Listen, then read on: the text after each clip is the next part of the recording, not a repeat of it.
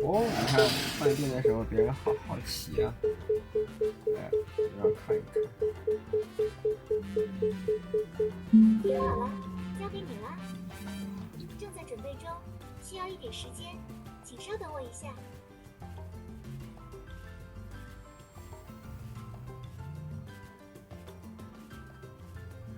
换电就要开始了。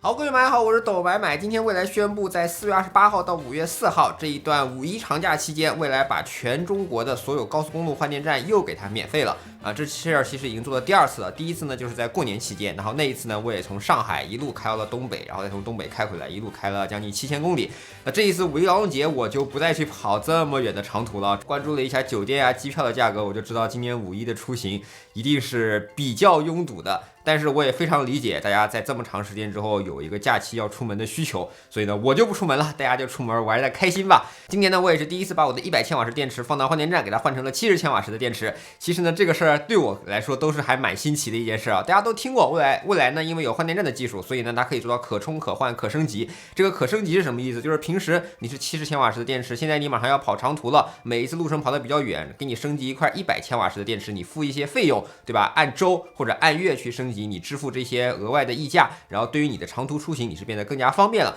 而日常你使用70千瓦时电池，你购买的时候成本是低的。大家有没有想过这100千瓦时的电池哪里来啊？当然很大的一部分呢是通过未来自己去采购，把它放在换电站的。但是其实未来已经有了更好的电池补充来源，就是鼓励像我们这样有100千瓦时电池的车主，但是不需要的，我们把100千瓦时的电池放给别人，然后别人把70千瓦时电池给我，这不就形成了一次资源的有效互换了吗？然后呢，未来做了一整套完善的流程啊，就是我可以在我的未来 App 上去选择，我到底要把我的100千瓦时电池放到哪个换电站，选择好之后，我在4个小时之内把我的车开到未来换电站，然后点击取电，那这个时候呢，换电站就会对我进行一次正常的换电。现在都是网络自动的，你看我一点换电，这边就自动开门。你们觉得很先进？科技改变世界，对不对？为什么一开后门的这个后面怎么还有个门？啊，对，它是2侧门都开，防止有的时候车长把它捅出去，还是很科技的，对吧？我们现在有多少公里电啊？454公里的电，我们把它换掉，因为马上要五一劳动节了，我们不出门，把共享给别人。这个换电流程换完之后，我的100度电池交出去，70度电池就回来了。我们看一看，哎，看看这时候电量是多少？哦，93%是400公里的，哈哈。那未来呢，为了鼓励大家在五一劳动节期间去换电，他们把整个活动给了一些经济上的奖励啊。那以前呢，你做这样的电池降级操作呢，大概每天可以给200积分一天。但是在五一期间，如果你去换的话，他们给你每天积分是100分，那看起来还降了一半，对不对？但是如果你在这个期间共享你的电池，并且连续共享满30天，它额外会给你7000积分。也就是说，如果你换满30天的话，你每天100分，总共有3000分，加上这个1个月之后一次性给的7000分，总共有10000积分。那未来通过这样的经济手段的调节方式，去鼓励大家把电池在这段时间，如果你真的不需要，你把它稳定的、长期的把它共享出去。这样对于未来的换电站来说，它也能更好的去计算到底有多少人缺少100度电池，它到底该把这些100度电池放到哪里啊？可以说在运营上已经玩出花来了。那这背后呢，还是未来的可充可换可升级一整套理念的实践，放在任何一家别的车企呢都是不可能的。你买车电池是多少度，如果你不能换电，你这辈子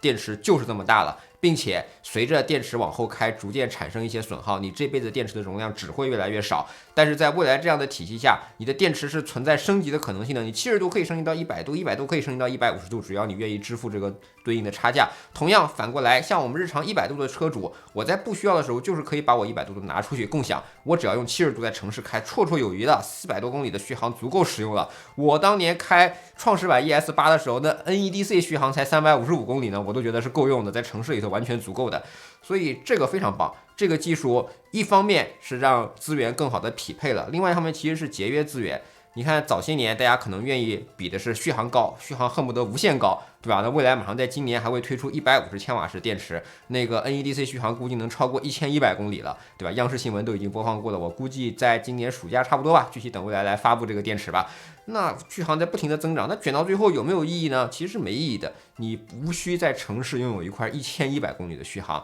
日常我觉得770度电池400多公里的续航绰绰有余。但是你在跑一些长途，尤其是你在跑未来换电站部署的比较少的长途的时候，比如说你在西部，那这时候你的100度电池又变得更加有用了，甚至说150度电池也有用。但是唯有未来的这个换电体系，才可以很好的让你按需去分配，按需去使用。这其实也是对地球资源的节约啊。你想，大部分人只买70度就够了，需要的时候租一下。而如果大部分人都需要买100度的时候，每一个人就多花了30度的电池。这30度电池又需要多少的稀有元素呢？对不对？所以你买小电池，这就是对地球资源的节约啊。所以我觉得这一套体系非常棒，做得非常好。那从未来的 app 上呢，我已经看到像未来这样跨级升级啊，按月租、按周租都已经做得非常熟练了。在部分还有很少的地方试点说可以按天去出租，主要按天那个租的话，它的整个大模型的计算啊什么的会变得更加复杂，因为按天人的不可靠性就是这种抖动会被放大，所以这个事情解决方案也非常简单啊，就随着越来越多的未来车主，随着越来越多的未来换电站，像今天已经有1300多座换电站了，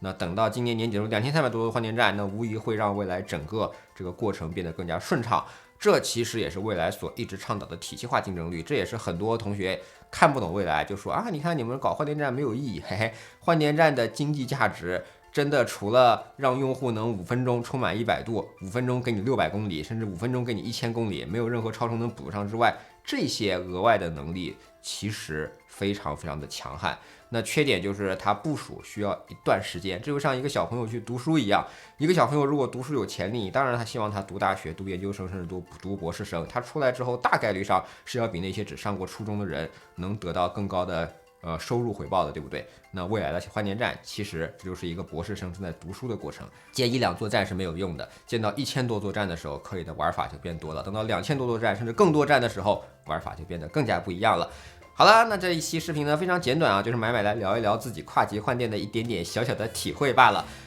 围廊节就恰逢高速公路免费 G1、G2、G3，什么 G15是吧 ？G50、G60这么多条高速都有换电站，都可以让你畅开。我觉得这一点很重要，也是别的车企所做不到的。好，这是本期懂买买的视频，希望你能喜欢。如果对我视频感兴趣，不要忘记评论、收藏、订阅懂买买。买买的头条、B 站、微博以及 YouTube 都有自己的账号。我们下期再见，拜拜。